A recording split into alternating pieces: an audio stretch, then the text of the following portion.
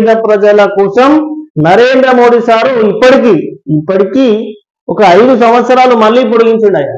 Ration సంబంధించి ఒక పేద ప్రజల కోసం రేషన్ ను ఇంకొక 5 సంవత్సరాల పాటు ఇంకా కంటిన్యూ చేసిండు. అది నరేంద్ర మోడీ గొప్పతనం. మరి ఏ ప్రభుత్వమైనా ఇన్ని రోజులు ఎన్ని గవర్నమెంట్లో ఉన్నాయని పేదలకు ఉచితంగా పంపిణీ చేసిన ప్రభుత్వం ఏదయ్యా అంటే ఒక బీజేపీ ప్రభుత్వం అని చెప్పేసి చెప్పుకోవచ్చు.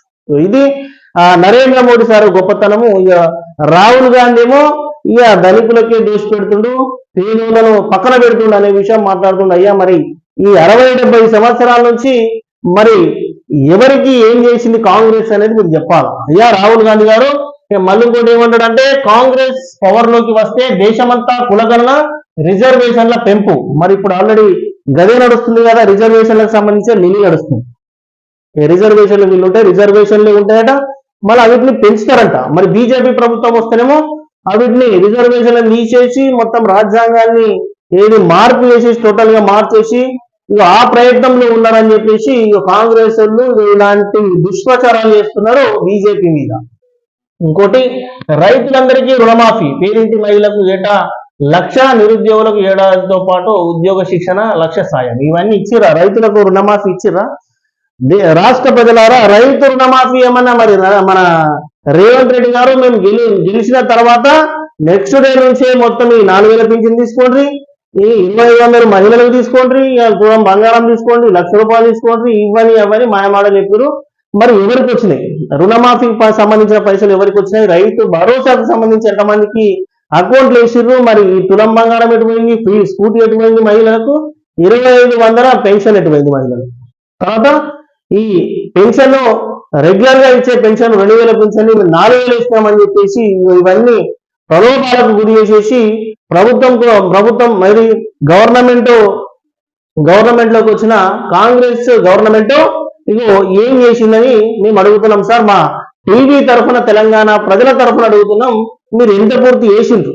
ఒకటేది మహిళలకు ఫ్రీ బస్ చేయగానే మొత్తం విషయం 6 గ్యారెంటీలు అయిపోయినాయి, కథం అయిపోయినాయి అనే విషయం మాట్లాడుతున్నాయా? ఇక మళ్ళీ ఇంకోటి ఏంటంటే ఏమంటారు ఇక నిరుద్యోగులకు ఏడాదితో పాటు ఉద్యోగ శిక్షణ 1,00,000 సాయం. ఇచ్చేది ఎప్పుడు చేసేది ఎప్పుడు కానీ చెప్పులకే ఉంది వీళ్ళ మాటలు. ఇంకోటి రాజ్యాంగాన్ని ధ్వంసం చేసేందుకు బీజేపీ ఆర్ఎస్ఎస్ ప్లాన్ అట.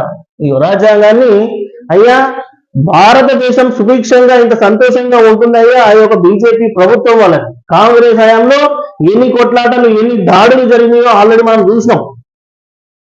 ఏ దేశాలకు సపోర్ట్ చేసింది కాంగ్రెస్, ఏ విధంగా చేసింది అనేది ఆల్రెడీ యావత్ దేశ ప్రజలకు అర్థమైపోయింది. అందుకోసమనే దేశం శాంతియుతంగా ఇంకా దేశం అభివృద్ధి పదంలో ముందుకెళ్ళాలి అని అంటే ఇది ఆల్రెడీ ప్రజలు నిర్ణయించుకున్నారు.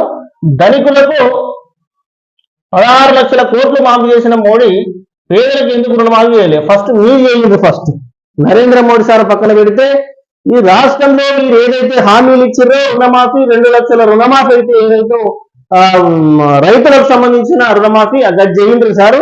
ఈ 9లోపు చేస్తా అంటాడు, ఆగస్టు 15 అంటున్నాడు. మరి సారు మరి మాటలైనా ఏమైనా చేతలు ఉన్నాయా? ఇక దేవుళ్ళ మీద ఒట్టేసుడేమో కానీ మీరు ఫస్ట్ పని చేసేసి నిరూపించుకోండి. మేము చేసినాం అనేది ఒకటి.